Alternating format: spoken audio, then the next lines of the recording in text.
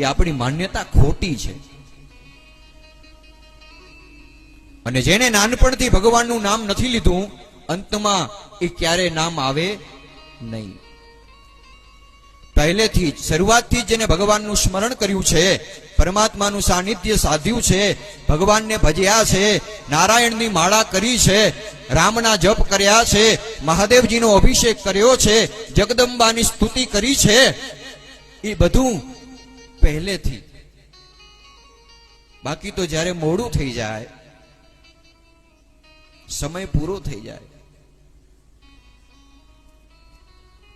બાળક આપણું સ્કૂલની અંદર ભણતું હોય અને પ્રથમથી જો તૈયારી નહીં કરે ને, તો એને પરીક્ષા એક્ઝામ ટાઈમે આ દીકરો બાળક બહુ ચિંતિત હશે.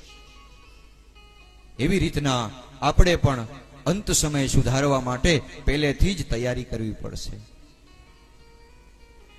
અહીંયા કને સુંદર ઉપદેશ આપે છે બાળકો ને. આજે